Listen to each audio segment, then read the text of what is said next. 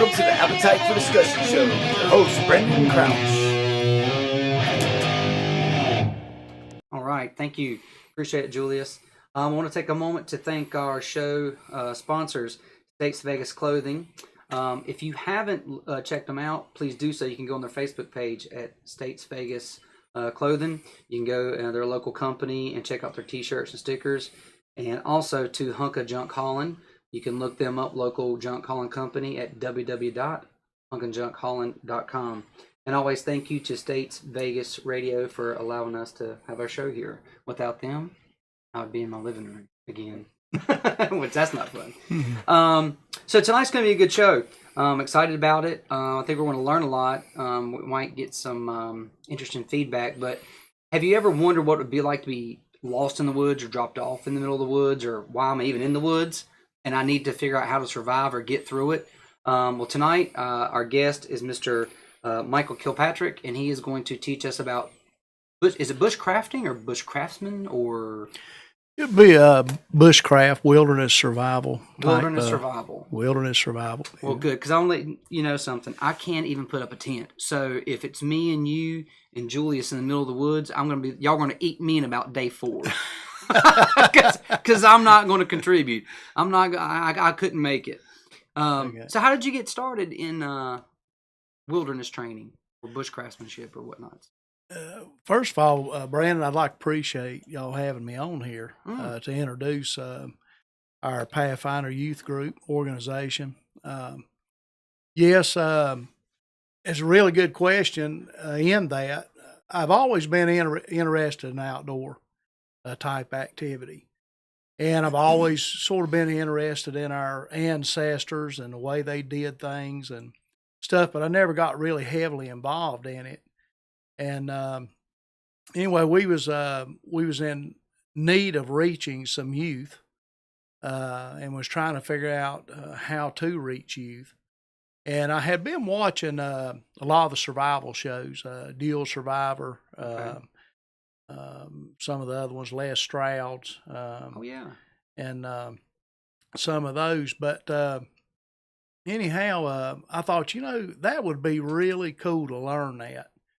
And to at least be able to take care of yourself, like what you was talking about, if you ever was lost. And I think there's been some recent incidents of that. I think a child got lost here just down on the eastern part of the state. And not saying that he knew any wilderness survival that got him out of that scrape, but there's a couple guys, I think, in Charlotte that had got lost up here, hiking somewhere up here in the mountains, and encountered a snowstorm, and luckily they made it out. I don't know what kind of training that they had, but based on that, I thought, it would be a real good angle to come at young people with, because they've got so much of everything else, with PlayStation and all of those game sites and stuff that they can go to. But I felt like really we were missing a lot when we're outdoors. And so I started searching for a survival school. My rule of thumb was, if I'm going to teach it, then I need to know it, Oh, yeah, sure. And I definitely am not sitting here as a professional or seasoned bushcrafter or wilderness survival expert. By far, I don't know that we really ever become experts. Right. We just know more. Sure, right. So, but anyhow, I was checking a lot of the sites, and I looked at Randall Outdoors or Randall Adventures. I think they're from Georgia, and I don't quote me on on this and stuff. So I'm sort of shooting from the hip here. Maybe I shouldn't, but anyway, a great survival school. Actually, I think they're the designers of the Essie knife. That's big in the outdoor survival world. What's it called again? An Essie. How do you spell that? ESEE. SE9. 1095 high carbon steel, which is important. We could get into all the knives and stuff and the different steels and why outdoor survivalists actually, prefer the 1095 high carbon steel. why the Marine Corps had the 1095 high carbon steel. So why is that? the ease of field maintenance. The ease of field maintenance. That steel holds an edge well and easy to put an edge on in the wilderness with mud or clay or rock. You can. So you can sharpen your blade with mud. Actually, I've seen again on there's a lot of bushcraft sites, bushcraft survival sites out, and I've seen a guy take. Actually, he was just trying to refine the edge on his knife, and it got a little bit dull, and it actually took some clay, which it's got some really fine grit in it, and out of the creek or the creek side, and he had a stump there, and he pasted that clay on top of that stump and worked that edge back in there on that knife with that. So it's like almost like having a fine grit sandpaper. Right. But excuse me, but that's why the 1095 is really popular in the wilderness survival world. Now there's a lot of super steels out there, but we won't go into that. We probably getting way off course here, but well, there is no course, my friend. Okay, we're on a journey with a road to nowhere, really. Okay, but anyway, I looked at John Brown's tracking school up in New Jersey. I think up there. I think we got David Montgomery's. I can't get the name of his survival school up in Pennsylvania. Great guy, super guy, knows a lot. But then I stumbled across Dave Canterbury's Pathfinder School LLC up in Jackson, Ohio. Okay. And that was reachable for me. I think it's a little closer than Montgomery's. And I may have Dave's name wrong. But anyway, Dave, forgive me if you're hearing this. But anyway, I decided to go up to Dave's, and come to find out Dave was one of the first cast members on Dual Survivor. Okay. Along with Cody London, and which was from Arizona, I think. He teaches a lot of primitive survival skills. But it turned out Dave was one of the first cast members up there, and I thought it'd be really cool maybe to meet him and just actually get to talk to him, and maybe just to see how his personality was, And so anyhow, we signed up for the school through SelfRelianceOutfitters.com. They basically teach everything from your basic survival up to advanced and a lot of other things, blacksmithing, all kinds of things that they offer at that school. So great bunch of instructors up there. They live it. They're dead serious about it. And they treat you like family. And actually they have, I went up there to the Pathfinder school and did meet Dave. And Dave treated me just like the regular guy, Dave is pretty popular and growing popularity now, but anyway, he went and got me some books, that I asked for, and signed them for me, autographed, and brought them back down to me. And he weren't really teaching that class that year, and he did get a little bit involved. He's somebody really loves something, they got to get in there, and Dave's that kind of guy, and so we got to listen to him a little while, which is pretty neat. But all the instructors up there are super great guys. We've actually got an instructor now from the Pathfinder LLC that's got a Pathfinder youth group down in Wilson, North Carolina. Okay. That's teaching the kids down there. But anyway, through that class, don't let the name basic throw you, because it was almost like a boot camp. Right. And literally they about killed me that weekend. And I shared that with them, and they said, well, it's not supposed to be easy. It's survival. Well, right. I mean, there's nothing about surviving that's easy, right? Exactly. It's not the Marriott. Yeah, the whole purpose was actually to put you under stress. And the end goal was shelter, fire, and water boiling in 15 minutes. That was one of your main. So do they put you through like different day of courses and like what to do, or they give you, here's some, I don't know, here's a knife and here's X, Y, and Z. You've got X amount of time to get to where, and you maybe have to build a fire out of something, or you have to build a shelter, or. They actually introduced probably 8 or 10 different ways to build fires. There's that many ways? Yeah, well, out of different material. You can actually build fire out of duct tape. Duct tape, a ferro rod, and or ferrocerium rod. The bushcrafters call it ferro for short. Yeah. Is the duct tape flammable? Is very flammable? Is that why? Actually, as the old saying goes, all duct tape is not created equal. Your Gorilla brand is your best. Really? It sure is. For fire or just strength? For real strength, fire, whole 9 yards. Because you can actually strip this. Okay.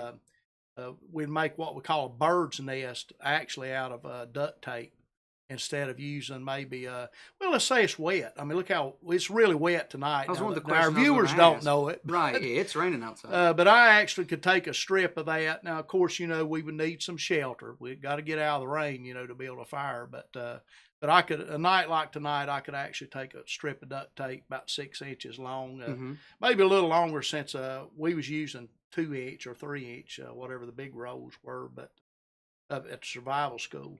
Yeah. And this is a 1-inch, but that's a multi-purpose item, which we can go into that here in a little bit. Sure. But anyway, we talked, they did survival training up there, but then I learned about this Pathfinder youth group up there. And actually, one of the guys up there was a part of it. And this was something Dave was very instrumental in starting because we really need to prepare. He felt like the next generation, the opportunities to experience the outdoors, in a safe, a positive learning environment. Mm-hmm. And basically, let's say bring us back to our roots. We are so dependent upon now. Hey, bushcraft is use a Bic lighter, okay?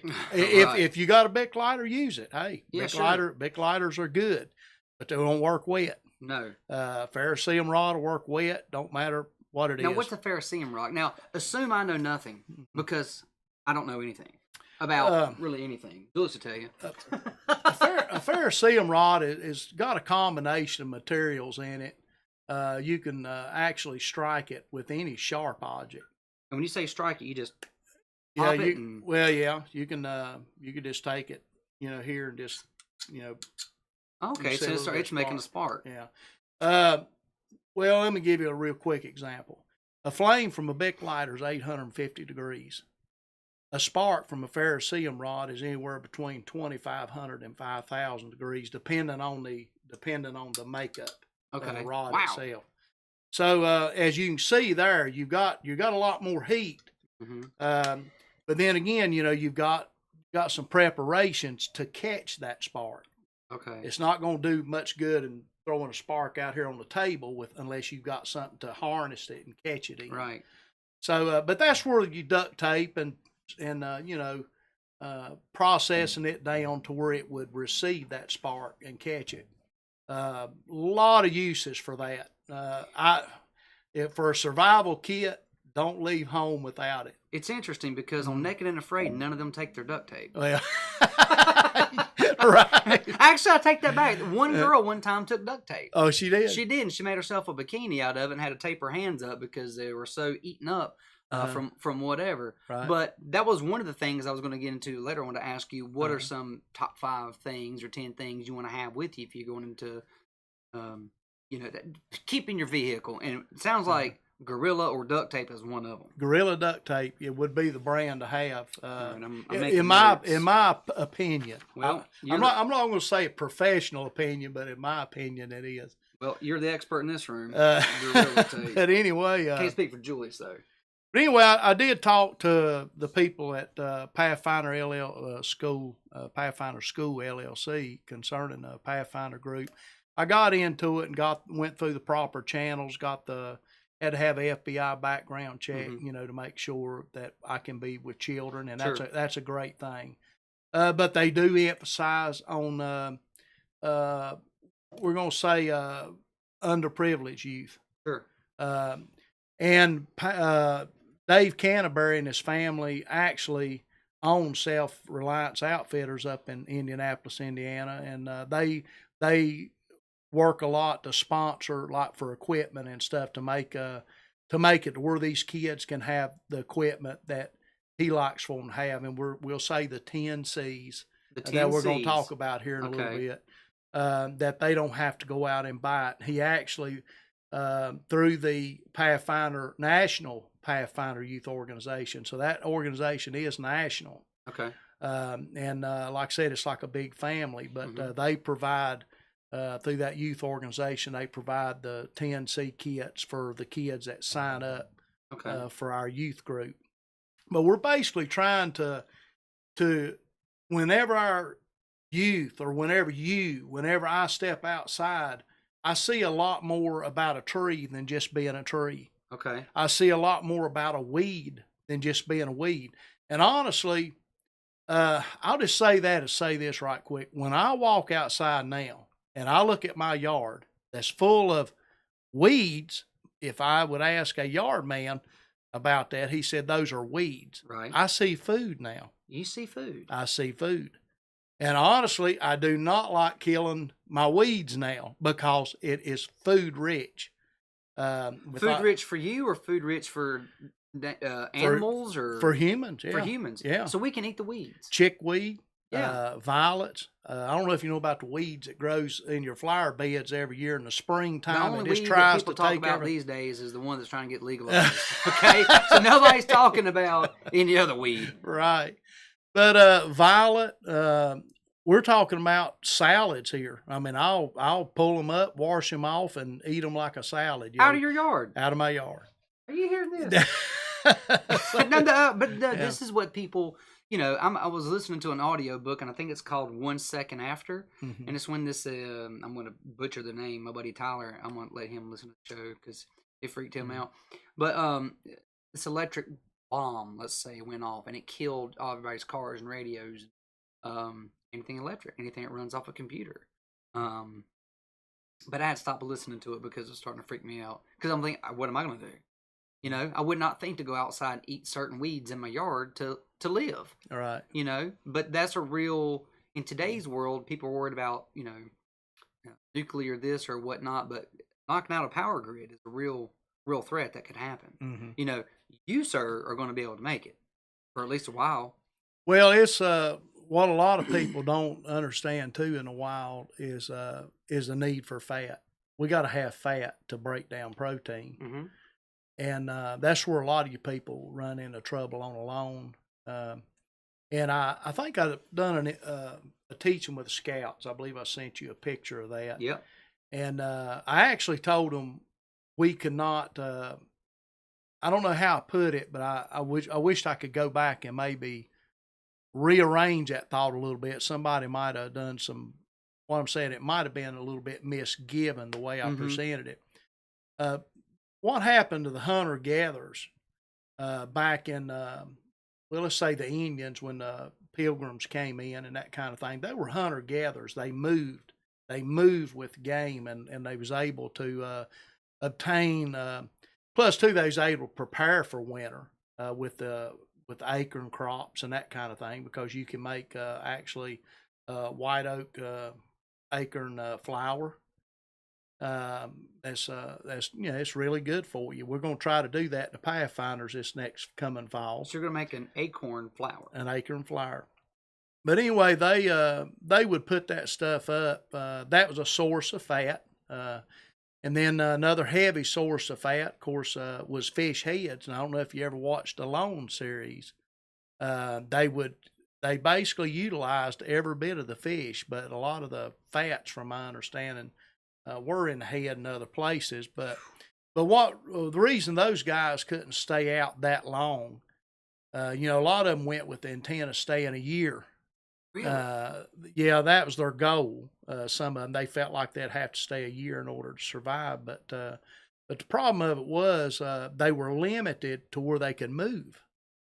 They had a perimeter. They had to stay within a given perimeter. Well, in the get-go, it was a little easier because the foul weather wasn't setting in. Most of them was sent in late fall or whatever. So they was given limited amount of food. They could take what they call pemmican in with them. Now, pemmican, what's that? Pemmican is a mixture of like dried beef. You've eat beef jerky. Mm-hmm. dry that out really good and crush it up, and mix dry out blueberries really good and crush it up, render fat down, mix that in with all of that. They've I think they've actually found some in the Egyptian tombs. Get out of here. That were I want to say I understood it to say that it was edible, but anyhow, it's a very good food source that'll stay for a long time, and I'm sure the Indians maybe had made some, or our Native Americans. But anyhow, what prevented them was the fat. They could get stuff to eat, but they couldn't really get enough fat intake to sustain their bodies. So basically, you almost could say those guys basically it was by mere attrition who could last the longest starving, I guess. And then, of course, some of them ended up being in a little better areas than others. So utilizing all of our resources today, we could survive on the land, but we'd have to be moving with game to do it. Makes sense. We couldn't be sitting at home and say, well, we're going to survive, me and my family, right here within this given area of a couple miles. Look at all the other families. Sure. Look at what happened to our deer and turkey populations back during the Depression, back in the early 1900s and 30s. There's literally, our game was about literally wiped out. And was that from people hungry going out and killing game? And they were providing the cities with it. So you had people that basically were killing everything that they seen, and selling it to the cities or inside. So it would really be tough, for us to be able to make it out today in a survival kind of situation. But anyway, I went through all of that, and what they taught us up there, and Dave had basically a system. Okay.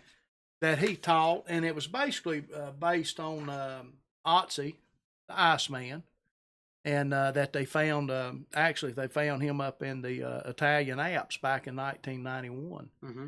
And they found some gear on him that he had. Actually, from my understanding, he had just sharpened his knives whenever he met his end, whatever that might have been. But he was carrying some of these, what we call the 10 C's. And the first 5, you'd say, well, why, can I make a container? That's bushcraft.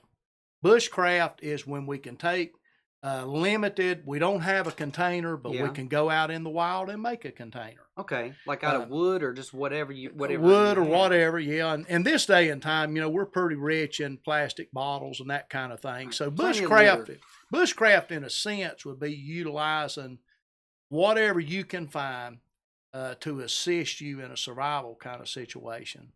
And then also bush crafting would be able to make what you needed in the wilderness that would make life better. Okay. Whether it be a Roycroft pack frame or something to carry your stuff with, or whatever the case may be.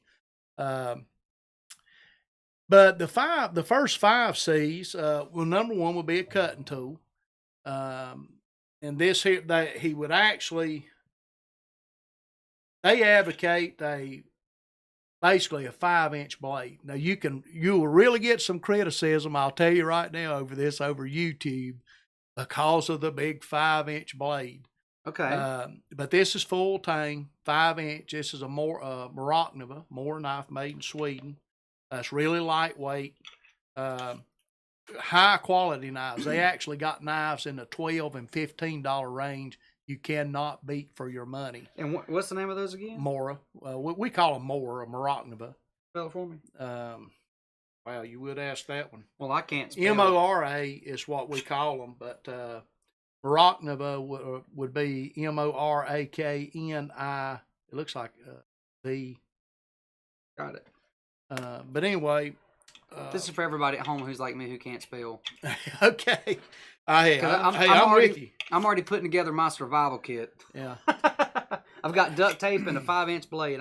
YouTube can criticize me all they want. I don't care. Well, the whole thing of it is, we can get by with a multi-purpose tool. Yeah. This is a Leatherman Wave. It's got about everything on it that you would need or could use. Everything from a file to a little saw for making fireboards out of, for bow drill fires, friction fire. Okay. A lot of things you can do with this. But there's some things you couldn't do with this in a long-term survival situation if you had to go making stuff. Gotcha.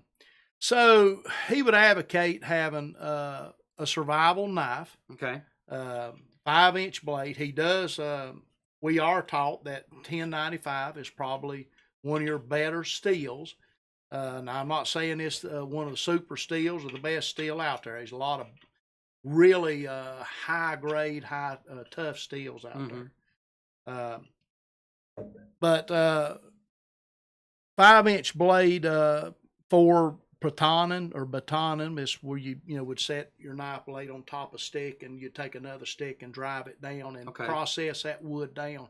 Actually, in the survival school, we had to take a 4-inch block of wood, process it down into all of its elements, and start a fire, sustainable fire, using this and the knife out of a 4-inch block of wood.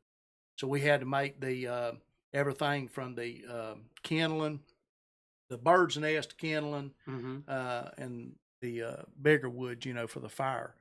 So are those, is your fire starter something easily accessible? Like someone can go pick that up at like an REI or order it from Amazon? Or is there like a specific store that someone would need to go buy that fire starter? The first one I ever bought was from Walmart. Oh, so Walmart. It's Ozark. I might have that wrong. That probably sounds I about won't right. say Ozark Trail, but I something says that's not right. But anyways, it is a really little ferrocerium rod, fire steel. And I actually, before I went to survival school, I actually went out and broke off some weeds one winter day, and got me some.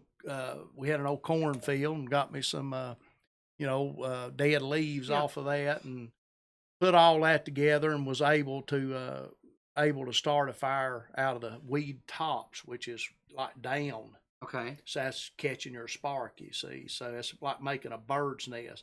Make it out of tulip poplar bark is my big thing around here. When I walk into the woods now and I see a stand of tulip poplars, I see staples. Have you ever been camping or going out fishing or something? Somebody says, man, anybody got a piece of paper, we'll start a fire, or something of that nature. I can honestly say, Mike, no, I haven't had that. No. Or they were going to tear up a 12, cardboard box, anything paper to start a fire. But I see it everywhere now, even with, fat wood, which is really rich pine that you can find in the eastern woodlands. We're rich around here with fire building materials. So I definitely wouldn't need paper to start a fire around here. Now, a night like tonight, I'd be looking for my fat wood. Okay. That, or I'd have to process that 4-inch block of wood down. But anyway, a cutting tool. And the reason these first 5 is something that he would recommend carrying is because it's something that would take a lot of time and energy to produce in the wild. Okay.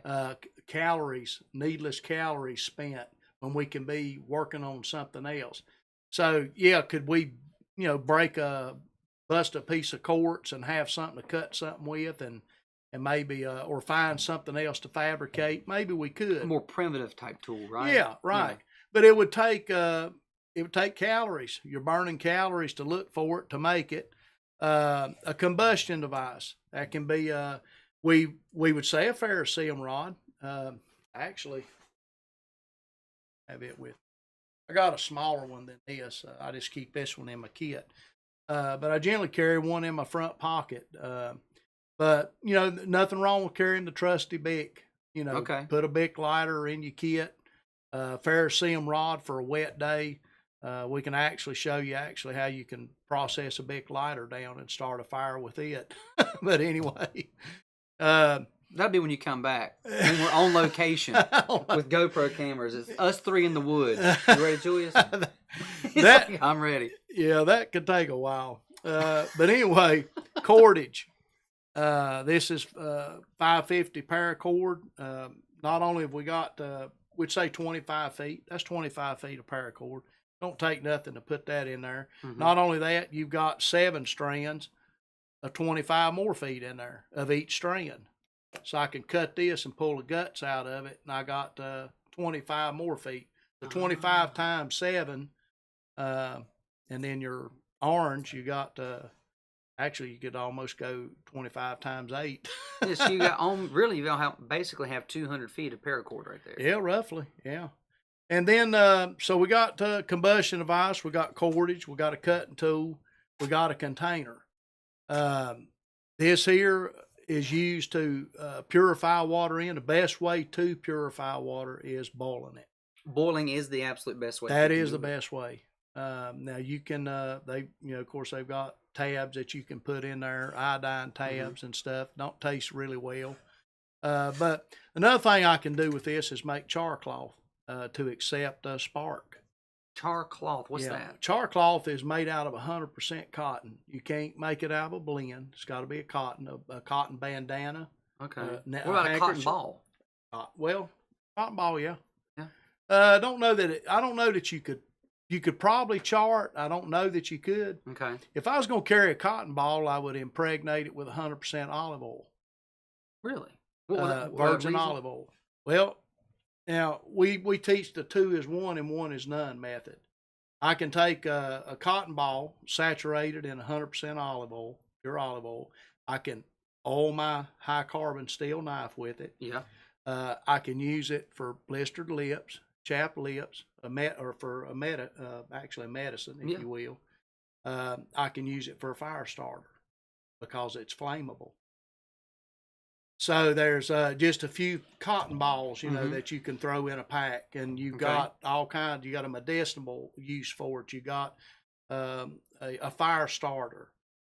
You've got a tool maintenance.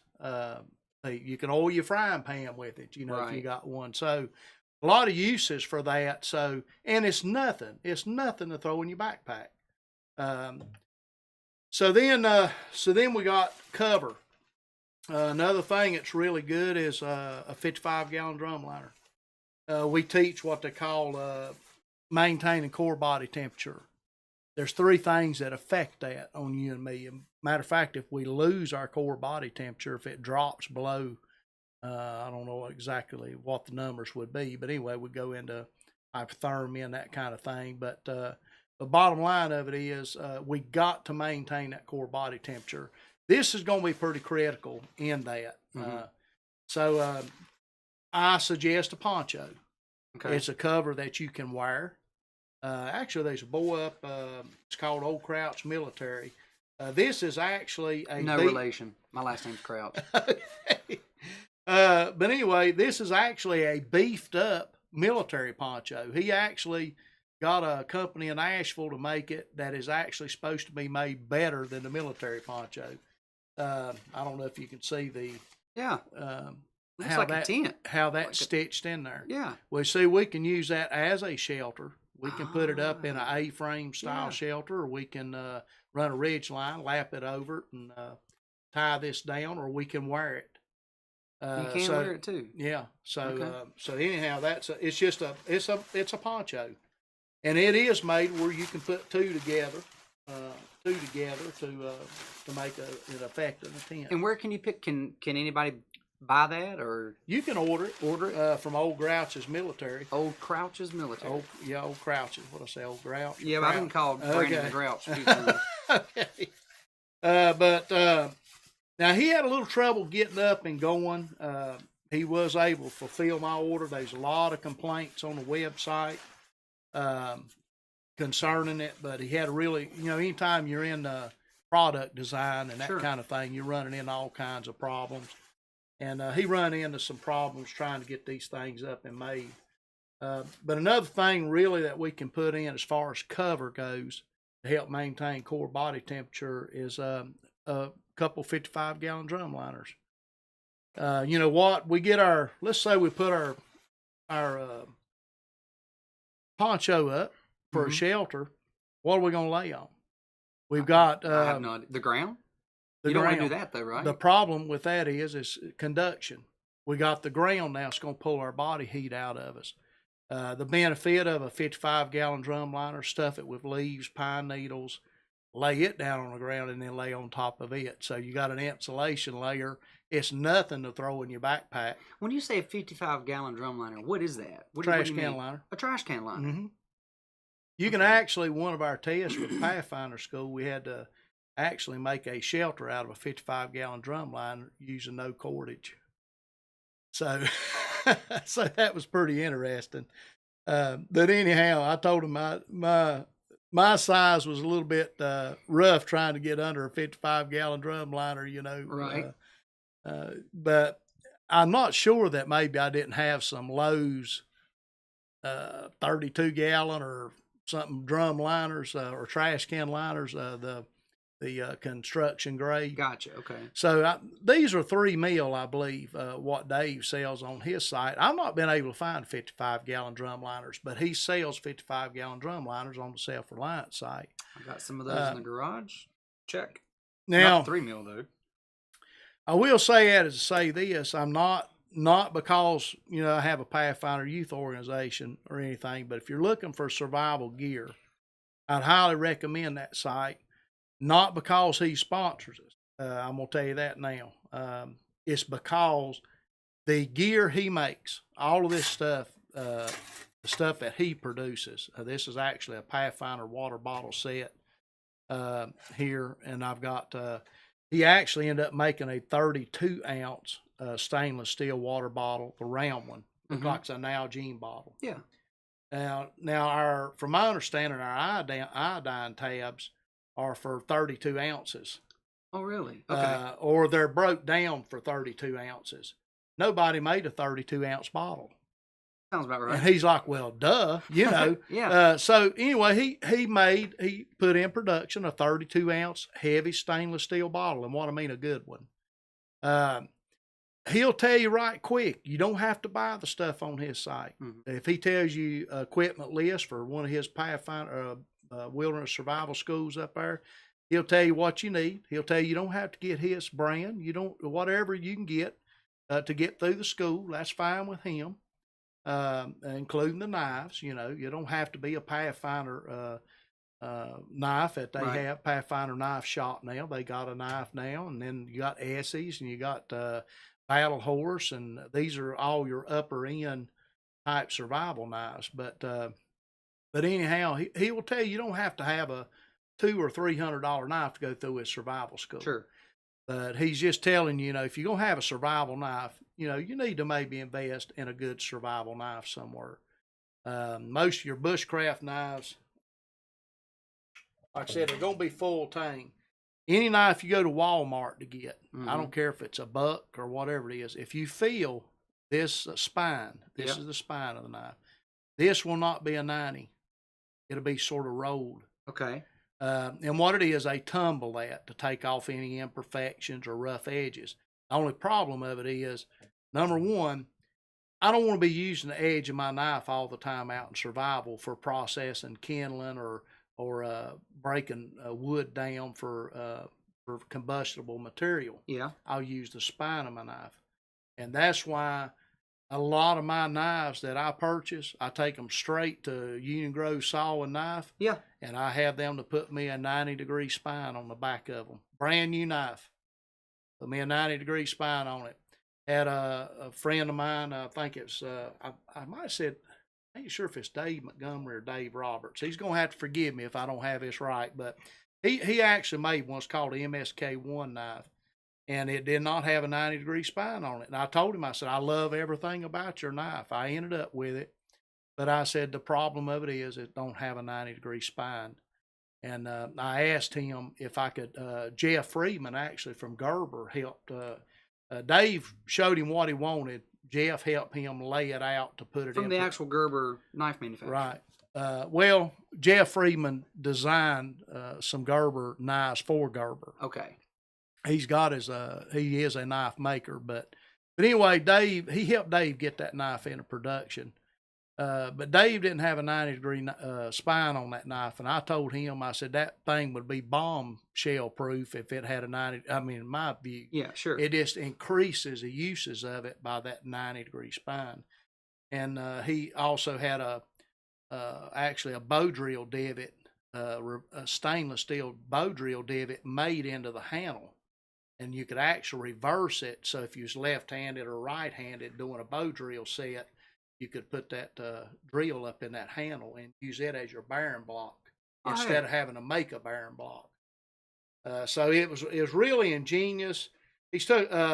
When you go to talking knives, I'll go ahead and tell you now on YouTube, you're gonna get a lot of flack from a lot of different people about what the best knife is, the best length, the best steel, and out of your super steels and all that. But we were basically taught, and I stand by that. We've got our Marine Corps K-bars been in use for a century, and without fail, if it weren't good, they wouldn't still be producing it. That's right. It's 1095 Crovan. I don't know what the Crovan is, but it is 1095 high carbon steel. Now this is a stainless. This here is. Okay. But most of your survival knives, we would recommend in the Pathfinder LLC a 1095 high carbon steel for field maintenance use, and on that order. Duct tape. This here Band-Aid. Bacteria won't grow underneath it. That would actually be under your 10Cs if we went on down around there. Okay. It's called Mike cargo gave me tape. a printout. I appreciate that. Called cargo tape. Cargo tape. Yeah. All right. Anyhow, Band-Aid. Bacteria won't grow under the adhesives. So if you need a Band-Aid and you cut your hand pretty bad, you can tape it up. Equipment repair. We can pull our tape our soles back on our boots if we have to. Actually had a guy on the AT that took a roll, and he had his hiking poles, and the older man, and he would wrap a roll around each pole. He would use a whole roll up, but he would wrap some on this pole and some on this pole. And he said he had people asking him for that stuff up and down the trail. Them boys measure everything in ounces because they're on the go. It's interesting because my guest last week actually hiked the Appalachian Trail from end to end, and it's funny because up until last week, if someone said they were on the AT, I would have had no idea what you're talking about now. Right. Okay. So it's funny how you're talking about. And he actually mentioned a guy who was hiking with poles. When he was struggling, I think it was on day 3 or whatnot he talked about, where he was just really having a hard time. And a guy was walking by on poles really just to getting it. And he gave him some words of encouragement.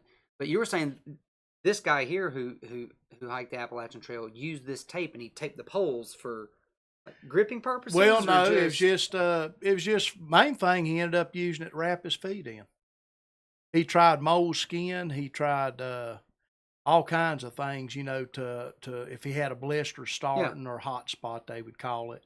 And he found out by wrapping. Now, I don't know how he physically wrapped his feet in it, but he did every morning.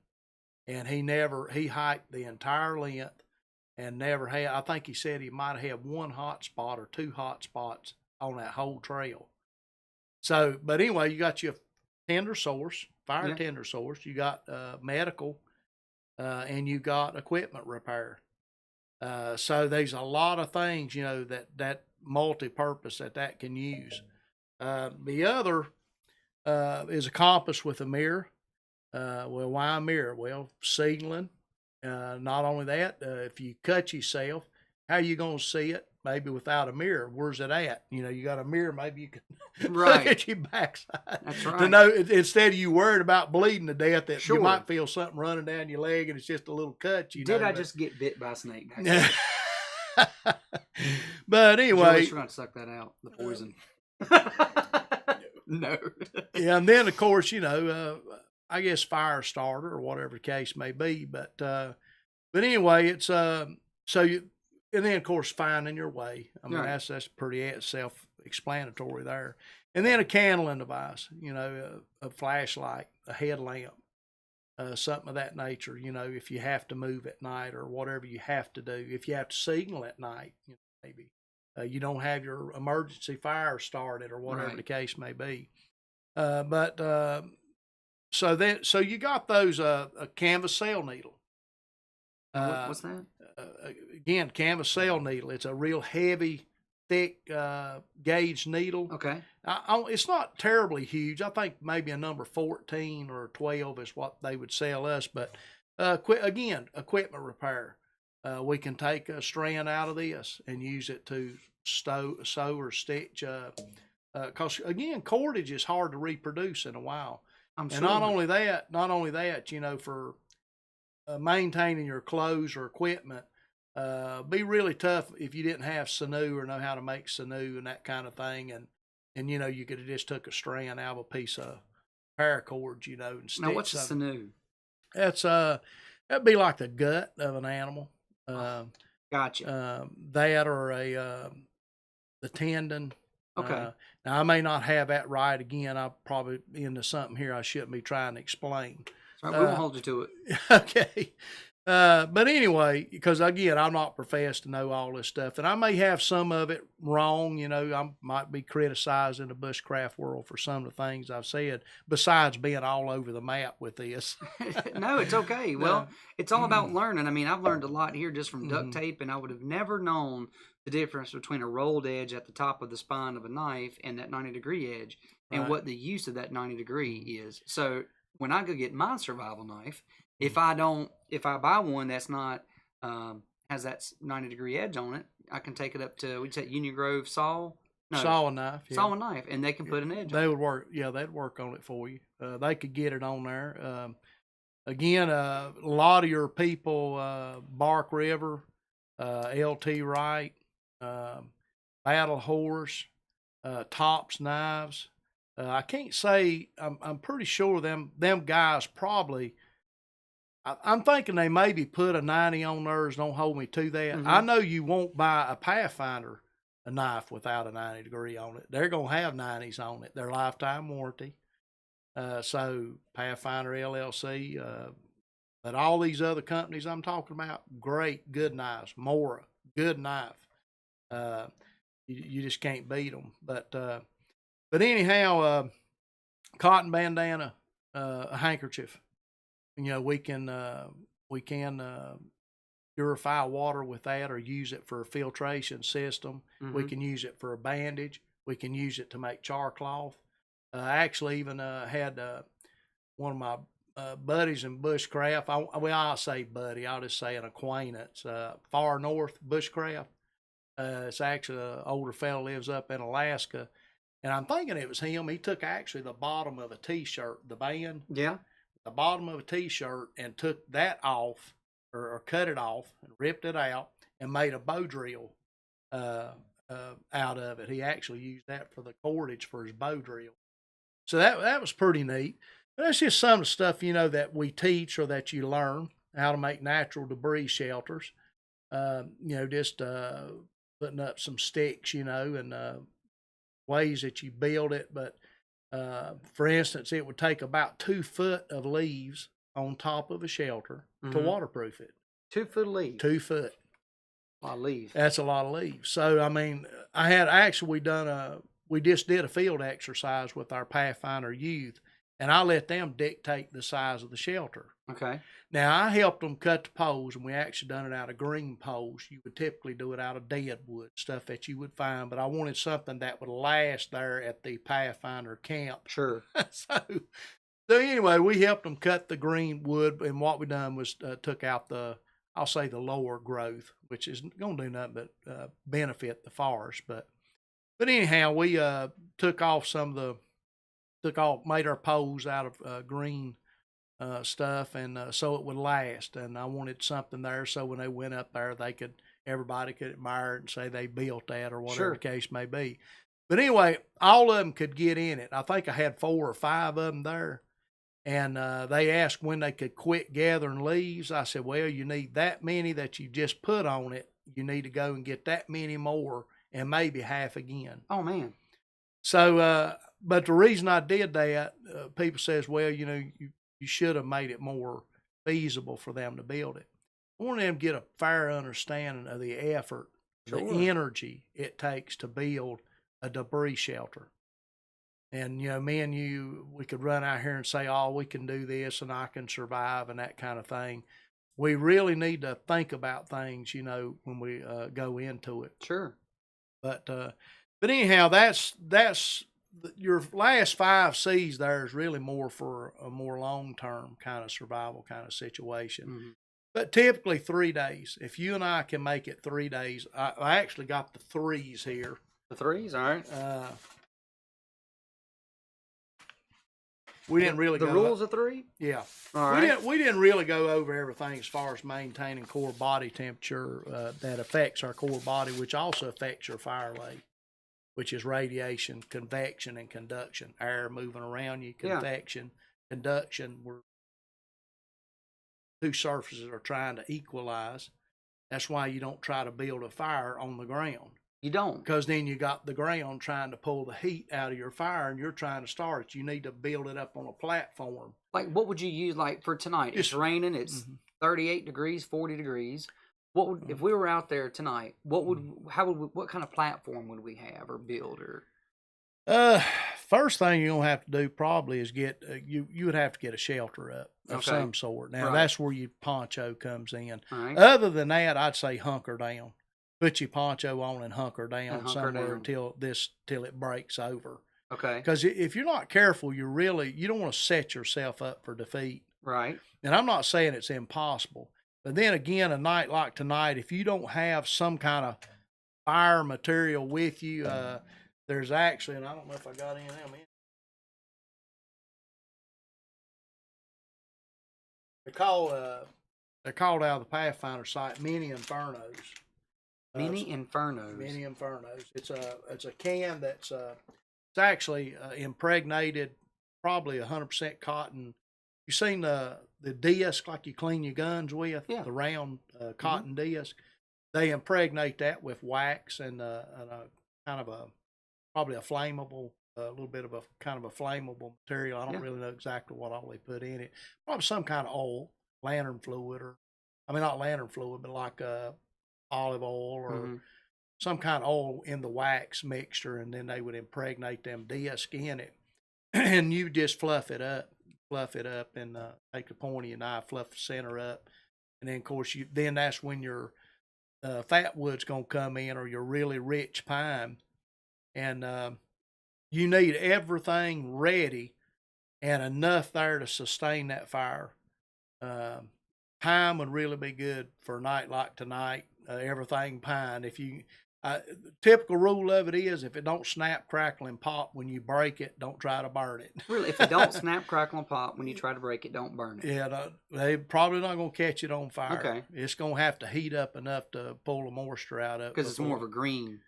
Well, it's just wet. It's just wet. Yeah, even if it's dead, it's wet unless you can get that knife and get in the inner core where that dry wood, split that, take a pine block, split that off, baton the outsides of it off, and take your 5-inch blade, baton that in there, and get all your strips. Take the spine of that knife, and if this was a stick, you would set there. Actually, I could take that right there. Yeah, you can.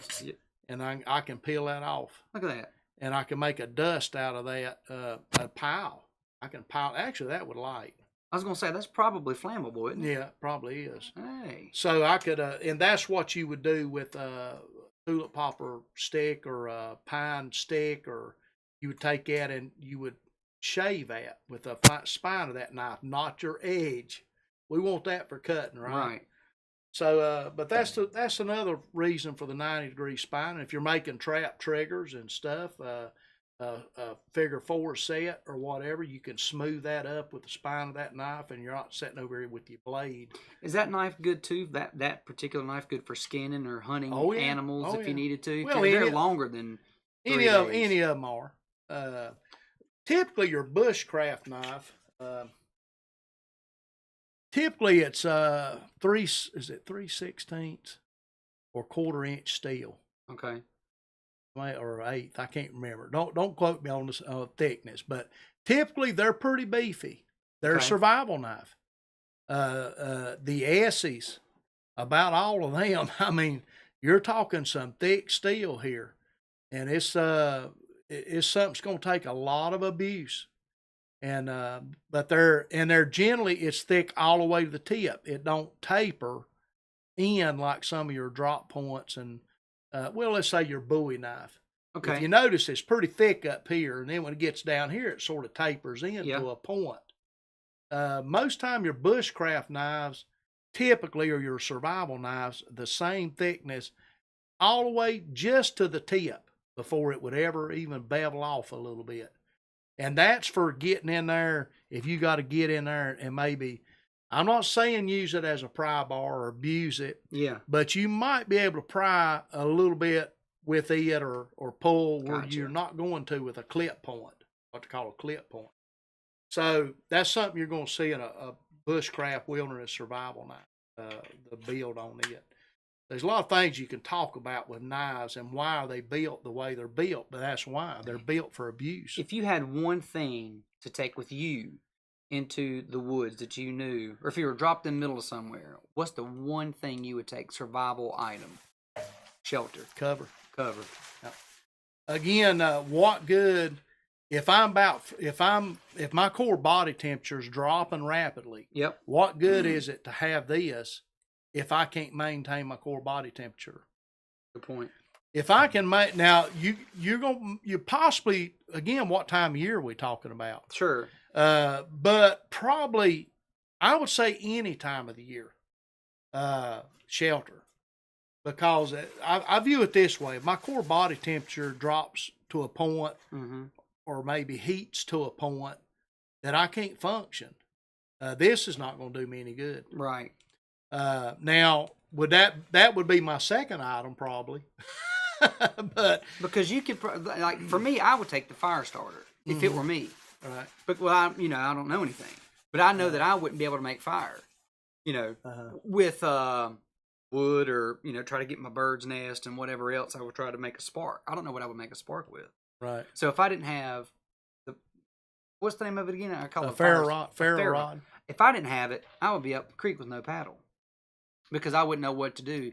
Because I wouldn't be able to get the sticks and like you called it your bow drill. Your bow drill. Yeah. I watch these folks on these shows, and I'm thinking, they're there for hours and they're sweating and they're dripping everywhere, and I'm like, man, you should have taken that fire starter. Bow drill friction fire can be real finicky. I did watch one series or one survival show on TV where the guy thought he had the friction fire nailed. I mean, he really felt he was proficient with that. Yeah. And I think actually him and his partner went up there in Canada, and they couldn't. It was like 2 days or so before he could get a friction fire started. So they really had a tough time there. So those kind of things can be really finicky as far as the material, the moisture content. For instance, tulip popper, typically you'd make a bow drill set out of all the same wood. In other words, you'd make your spindle, your fireboard, your barren block, all of it out of not necessarily a barren block. I like to have a piece of green wood for that, or pack my, once I get it burned in, pack my hole, with some maybe grass or something green to reduce the friction in the barren block. But what I'm saying is there's nothing, I don't know that we would ever say that it's 100% other than maybe gasoline and a match. Right.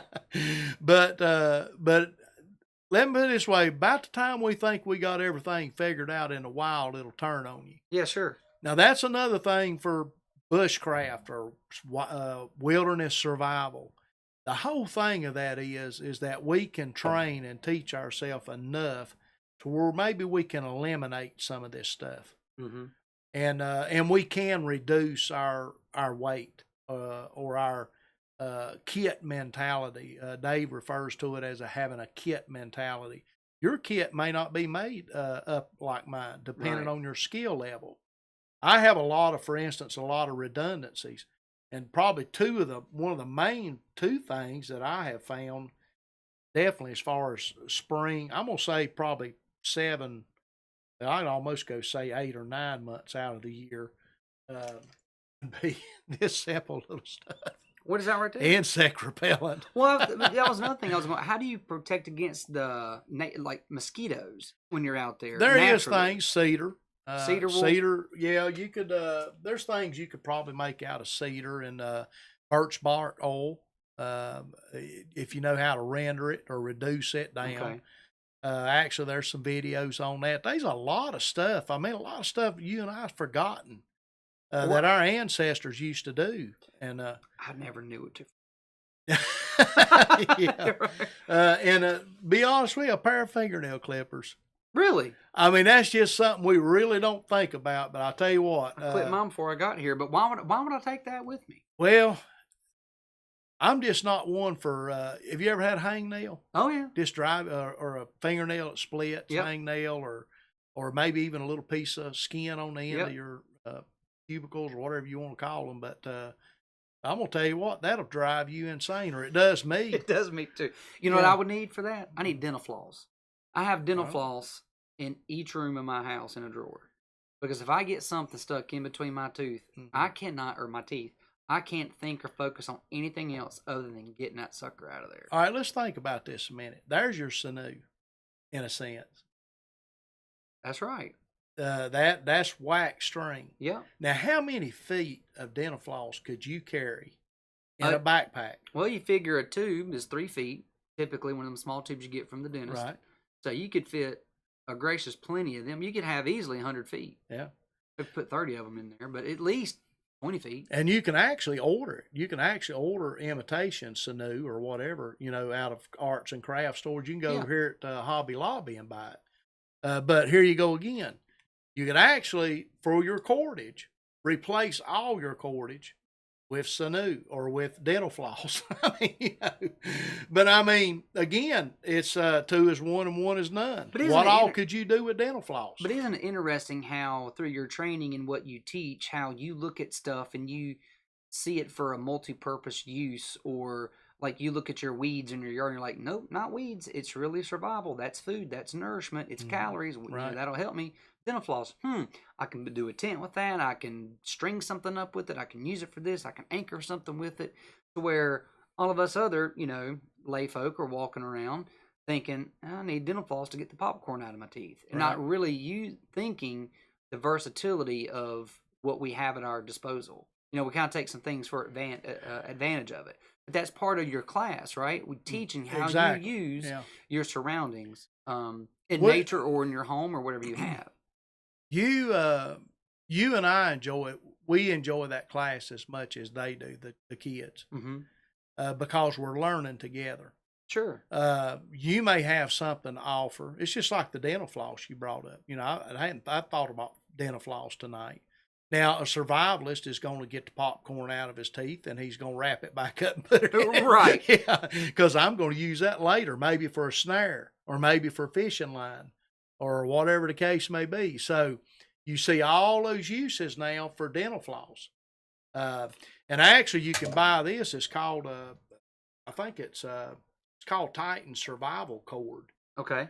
You've got your 550 paracord, but you've also got a piece of jute in it, which is like a hay bale string. Yep. Real little fine piece of jute that runs through the full length of that paracord for fire start material or whatever the case may be. Also, a fine snare line, steel wire snare line that's in that. And I'm thinking they might be actually a piece of monofilament in there, and I may be wrong on that. Don't quote me on that, but the Titan paracord, super stuff. You could actually replace it, with 550, and then have extra cordage for 25 feet. Is there one tool or thing that people you've heard through different shows or courses or whatnot, or outlets that you've read and listened to, where they talk about one thing or a piece of survival equipment that you think is just a bunch of fluff and not necessarily useful, or you wouldn't use it, or that's not what you would take? I know everyone has their own opinion about stuff. Like you would use, you would take your shelter. Somebody else would take a knife first or whatnot. Right. But like in sports world, people are like, you don't need to take, that wrap or that glove or whatever. That's overhyped. You need to go with this because this is better for you. You don't have to buy like the $300 knife. Is there something out there that you've seen where you're like, that's really marketing, and for somebody learning to get into it, they really don't need that? I guess a lot of it, Brandon, would depend on, what we have, what we can afford, what have we got on our person. Typically in equipment, now I'm not saying always, you get what you pay for. Yeah. Now, you got a lot of different type survival blankets out there that, the silver stuff, I don't know. I know what you're talking about. Yeah, there's a lot of them. There's a lot of them probably going to rip the first wind that comes by, but is that all you've got? Actually, I got one, I think, and actually, I believe I got it in a kit.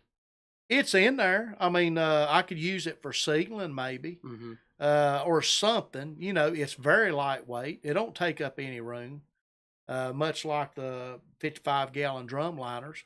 Throw you two in your pack. It don't weigh nothing. Drum liners and a knife, a ferro rod, cordage, and a drum liner and duct tape. We could maybe get by without the candling device, but that you go back to the threes.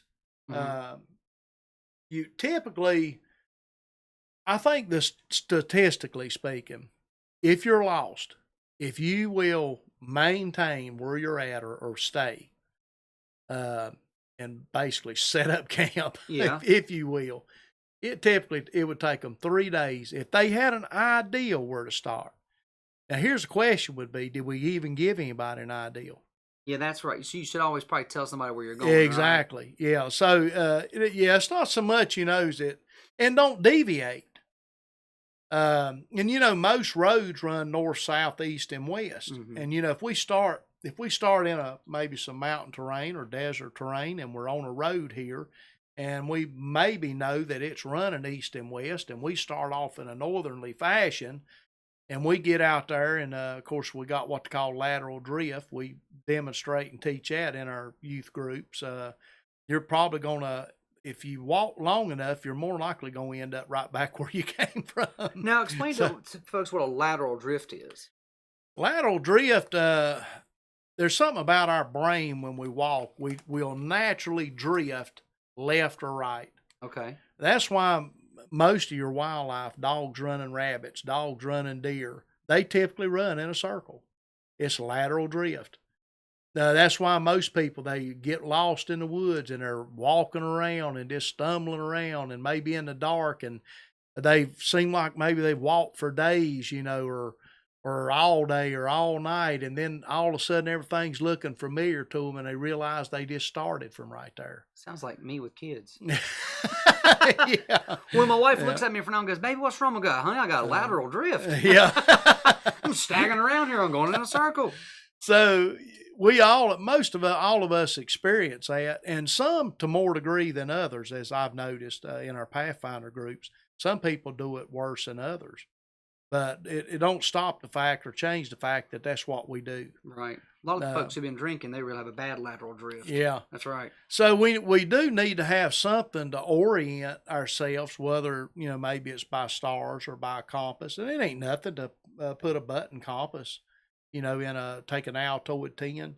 We're big advocates of Altoid 10s because you can make fishing kits and put that in a pack. You can make a medical kit in an Altoid 10 just for your basics. You can make a fire kit in an Altoid 10. So actually some of your bushcraft sites are the guys that does the leather work.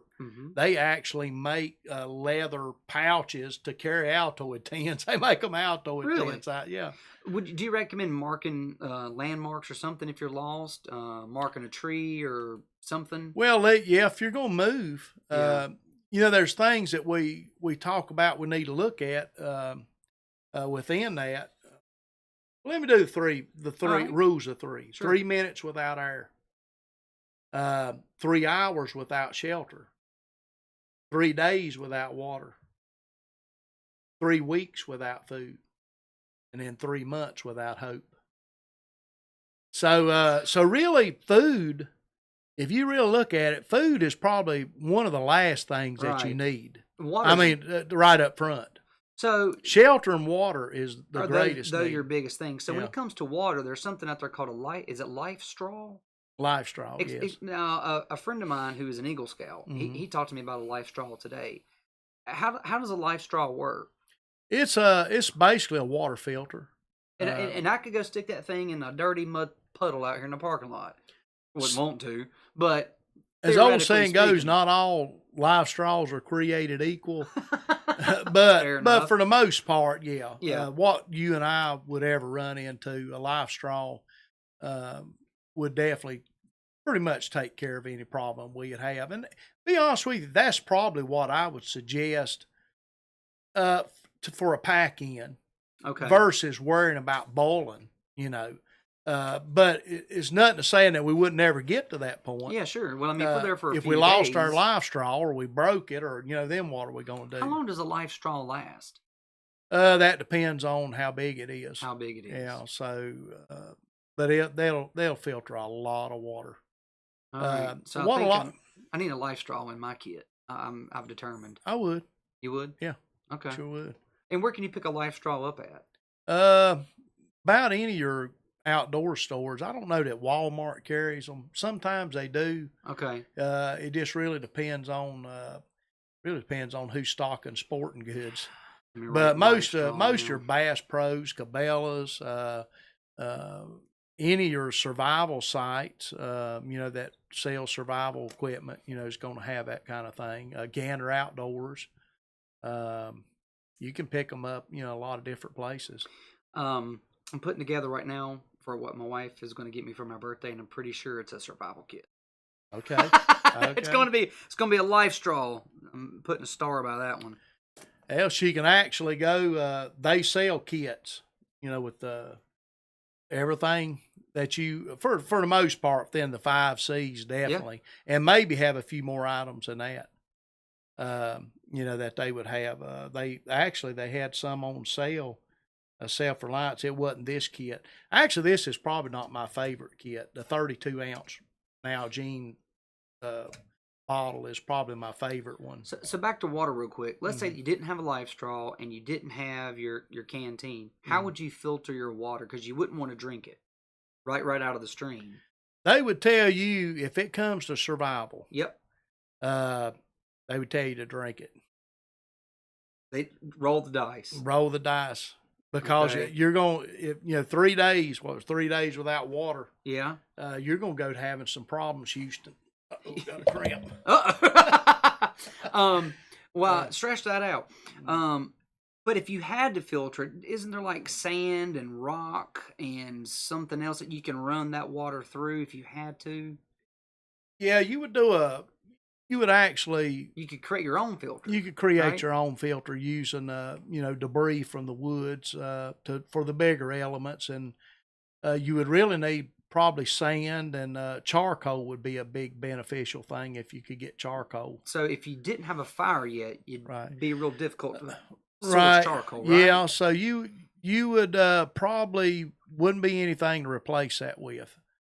You might get some of it, but the problem of it is, with Guardy and that kind of thing, you're talking about some very small organisms. And Guardy? What was it called? I wouldn't know the correct pronunciation, That's but all right. You got a couple different bacterias in there that could cause you some problems. And you'd say, well, what if the water looks clean? The problem of it is what's upstream. Right. We've got some problems with rabies now. I did not know. We had some problems with some disease in our deer herds here in the last 4 or 5 years, and they would go to water to die. So what's laying 100 yards upstream? I had a guy that actually, we was up at Stone Mountain State Park. Yeah. And they got the falls up there. It's I don't know how many feet's that fall. I couldn't tell you. I think they typically would advocate 50 feet, maybe over rock. Okay. And I didn't hear him say anything, but he was talking to a friend of mine. He said, "Would you drink that water coming off there?" Of course, the kids is sliding Oh, down yeah, there sure. and all that. But he said, "Would you drink that water coming off up there?" And he was telling me about it later, and he said, "Well, I'd probably boil it." He said, "Well, 50 feet, it's pure or whatever when it gets down there." Well, that's true, but now here's the thing: if you can, boil it. If you can't, then drink it. Use your 50-foot rule or 75-foot rule or whatever the case may be if it comes down to dehydration. The 50-foot rule is if there's a waterfall and the water's falling 50 feet.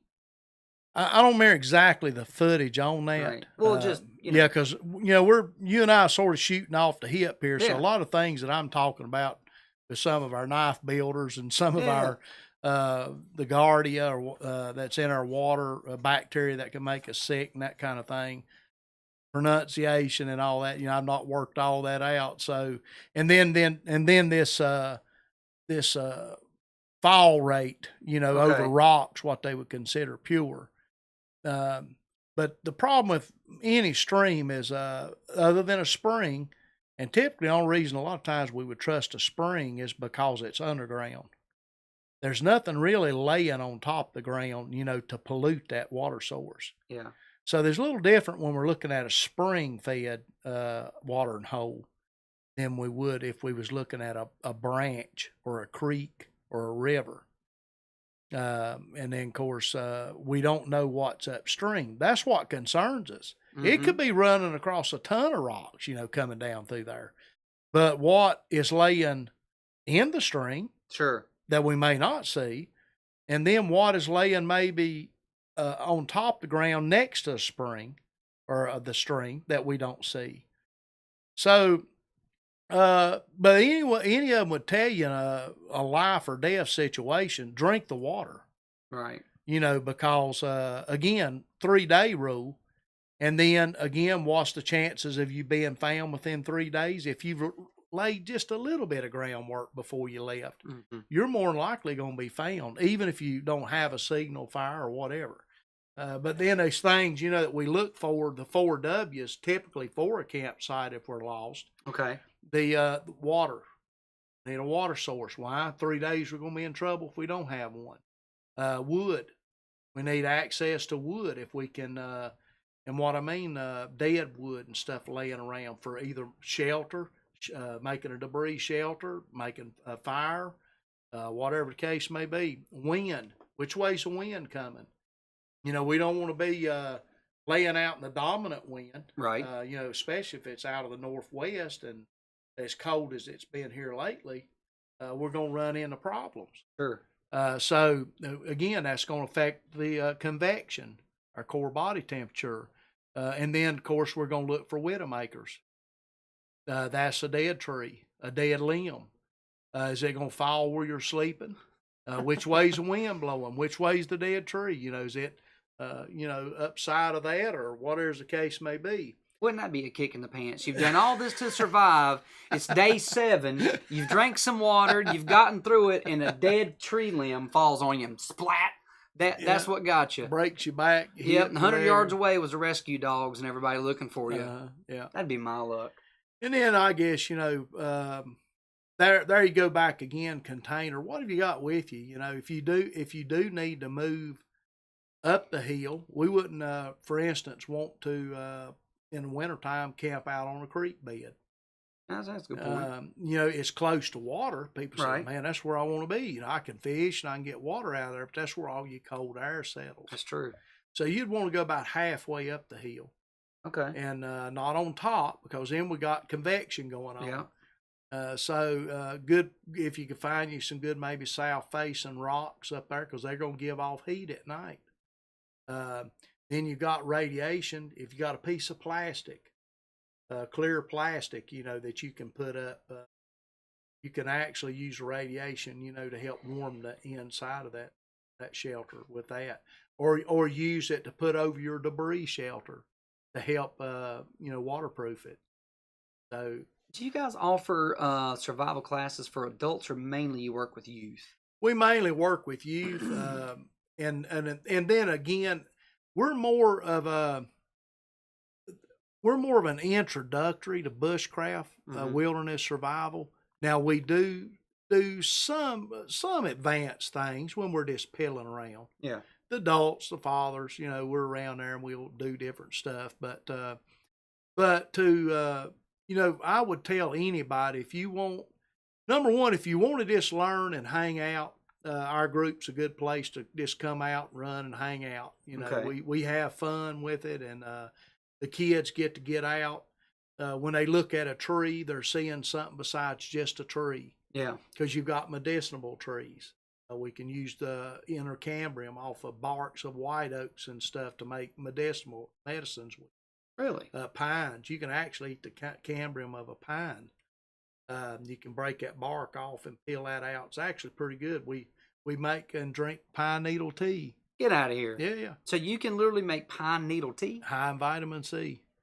So there's just a lot of stuff, that kids have fun with and learn and that kind of thing. So we have a lot of fun with it, but I wouldn't say, I could take you so far, but I don't live bushcraft. I don't live wilderness survival. Mm-hmm. I wouldn't call us a preppers. Yeah. But we do prepare if Sure. we need to survive. Right. So whatever that may be. So we're more into wild edibles, medicinal herbs. Made some goldenrod tincture. What is a goldenrod tincture? On the side, if you look on the side of your roads, a lot of times in the fall of the year, you'll see these weeds. Yeah. It's got these golden drips off of them, Yeah. and everybody says that's ragweed. Ragweed, yeah. No, that's not ragweed. That's goldenrod. That's actually your cure for ragweed. So it's actually got some antihistamines and stuff in it. So you can actually process goldenrod to treat yourself for ragweed problems. Really? And goldenrod typically is pollinated. It's not pollinated by air, or in other words, the pollens are not blown. Yeah. They're typically carried by insects and that thing to pollinate those flowers, from my understanding of it. But we're going to have some classes. Actually, we got a class. I got Matt Mercer of that's a Pathfinder instructor. Mm-hmm. It's called Black Hat Bushcraft. It's his YouTube channel. Black Hat Bushcraft. Black Hat Bushcraft. Excellent teacher. Excellent teacher. He puts out a lot of YouTube videos for wilderness survival type skills. Matt's coming up and going to help our Pathfinder group.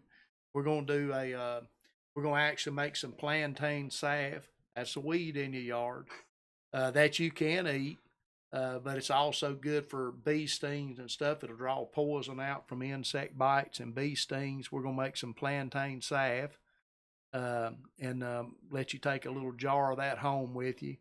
But we're going to go over some of maybe the medicinal trees, the wild edibles, medicinal plants. Mullein, I don't know if you're familiar with mullein or what to call, some of them call it. I'm not familiar with everything, with anything. It looks sort of like a little tobacco plant in your yard, or out a weed, maybe out in your grass or edge of, or in a field.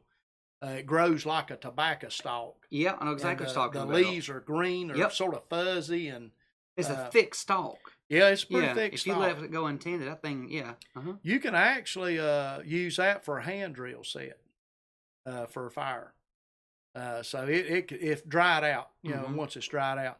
The mullein leaves is antibacterial, so you could actually use that for a bandage. If you didn't have a bandage, you could put that over a bad cut and wrap it up with a honeysuckle vine or whatever, tie it on your arm to help, for a Band-Aid. It's also good for, you can actually gather water with it because it is absorbent. You can also, don't know proper for the channel, but it's a good feminine napkin because, again, bacteria won't grow on it. So we could use that if we had to. We could use that to to go use the restroom with. Why? Sure. Again, because it's antibacterial, so we don't have to worry about fungus and stuff like that growing on it that you can put back there. That's very not good. So speaking of, I mean, that's one of the things I would be concerned with. Like going to the bathroom, people say, well, you just use a leaf to clean yourself with. Well, that's probably not is that the best thing That's to do? not the best thing because of what I just told you. Right. So what if you're in a spot where you can't find, that particular weed or leaf, what do you use? What do you do? Well, again, that's you remember the old corn cob thing, and but again, there's the mullein plant. As Dave Canterbury would tell you, with that we're taught in the Pathfinder school. Yeah. You need to have a possum mentality.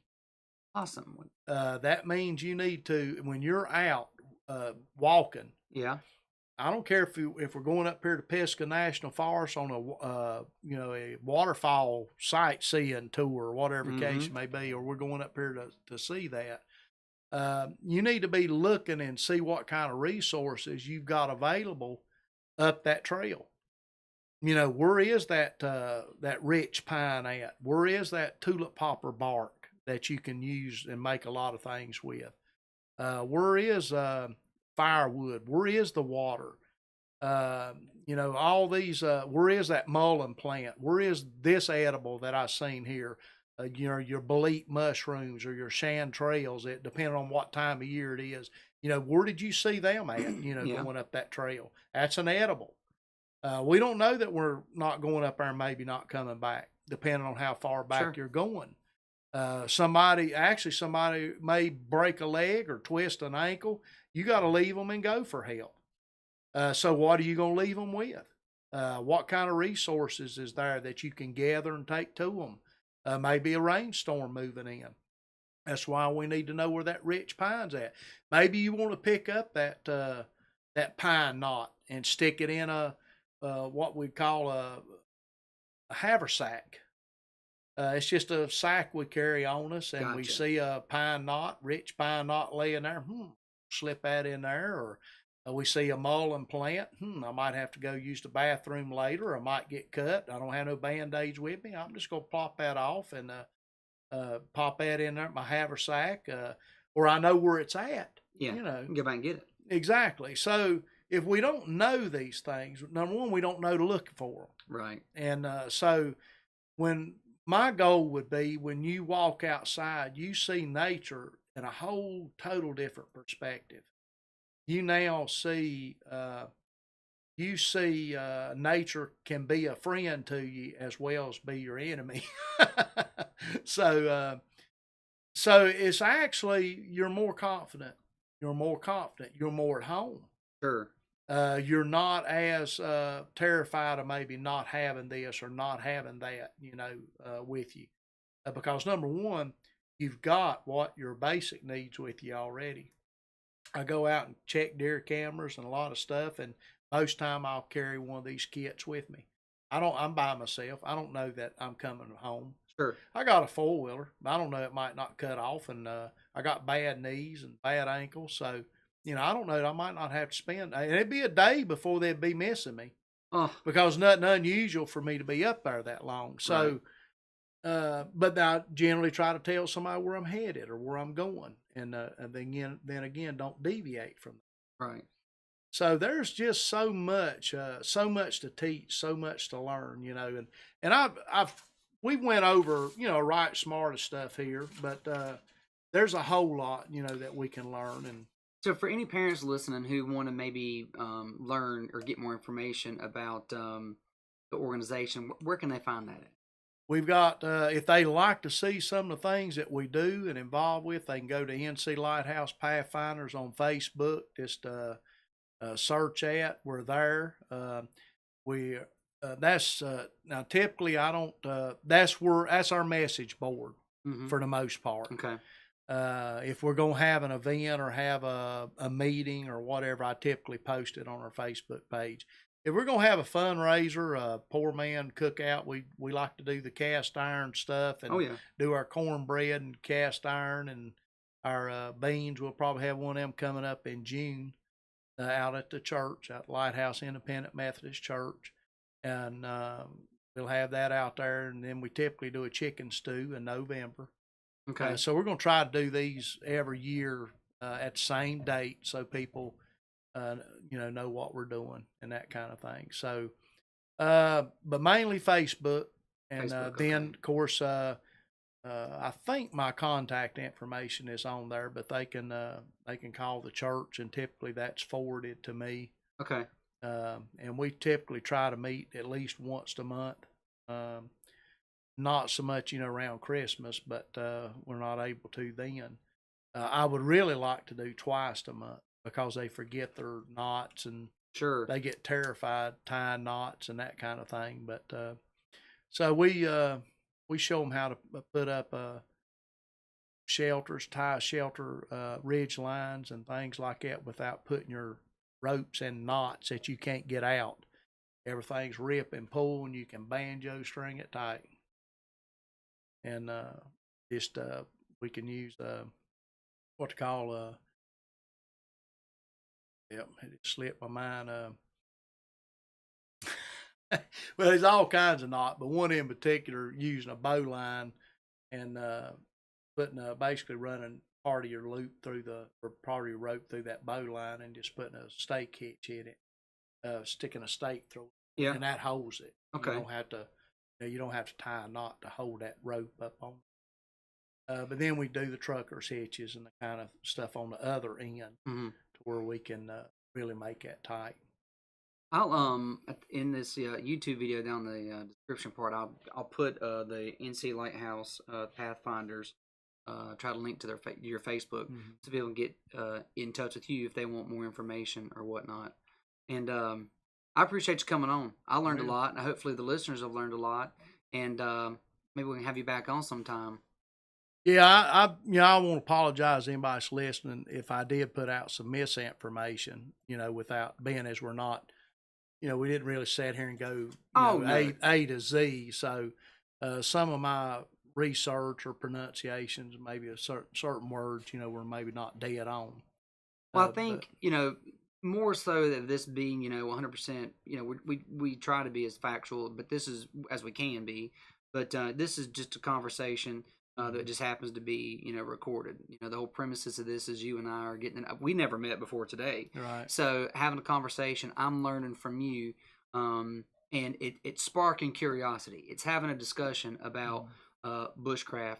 It's learning a little bit of what to do when you're in the woods, or learning a little bit. It sparked a curiosity in someone who's listening. If they want to go investigate it further, they can. Don't think anybody's going to listen today and then go try to run out in the woods and live for 3 days off what we learned today. However, I'm going to be looking at duct tape a lot different. I'm going to be looking at cord a lot different. Them weeds in my yard, I'm still going to kill them, but I'm going to think twice before I do. But but it's just learning. I mean, it's something new. It's broadening our horizons and bringing different things to the surface and learning from one another. And I've never talked to anyone before who could go out and literally live in the woods like yourself for at least 3 days and be all right. Well, I'd have to say, I would, reiterate this. We've got a youth group that's up to 16, and National Pathfinder Youth Organization does sponsor that. So, any young person is welcome up to that age for the youth. But we can do classes, for the adult. Matter of fact, like I said, we've got a lot of fathers that wouldn't miss the meeting with the kid because they're learning right alongside of them. Sure. And we're not, it's not an environment where I'm going to make you feel ignorant because of what you don't know. Right. Because you'll probably find out, maybe much like tonight, there's a lot I don't know still yet. Again, I don't look at myself as an authority in wilderness survival or even an expert. Far from it. There's a lot of people out there knows a lot more than I do. I've got a lot to learn. But I'll tell you this, if you love outdoors, if you love being self-reliant or self-efficient, this is something you'll never quit learning in. It's something you'll learn from now till you go to your grave. And you'll keep looking at stuff different each time you go out. The more knowledge you get, the more you want to know. Right. And the more you find out you don't know. Most of our communities like that, they have a big Pathfinder gathering up in Jackson, Ohio every year for the Pathfinder family and anybody that wants to come up there. So if a person wanted to do that over in July, I think it's about somewhere around the 10th or something like that in July, they have like a 3 or 4 day gathering up there, and it's all survival stuff. It's not like a prepper camp now. Okay. But this is bushcraft, wilderness survival. They'll teach the kids, very kid oriented. They don't allow, alcohol, the use of it and all that up there. So what I'm saying, they keep things, very teachable environment. And a safe environment. Safe environment. You can camp or you can stay in motel rooms up there, but they offer all kinds of classes, anything from making baskets out of tulip poplar bark. Maybe have some flint napping. I've got a fellow I hope to get maybe out to the church one day to demonstrate some flint napping, making the arrowheads. He does them out of beer bottle glass. So that's pretty neat. Yeah. But anyhow, a lot of different skills, making, bowls and stuff out of wood and just all kinds of things. Just endless. Well, you never know. I may be reaching out to you for me and a small group of guys take a class to learn. That's fine. Yeah. So I want to thank you for coming on. I appreciate it. I hope everybody learned a little something, and we'll see everybody again soon. Thank you to States Vegas Clothing, Hunk of Junk Calling. Check them out, www.hunkofjunkcalling.com, and check out States Vegas Clothing Company's Facebook site. And again, thanks to States Vegas Radio. Julius, thanks, man. Appreciate it. Yeah. Take care. Thank you.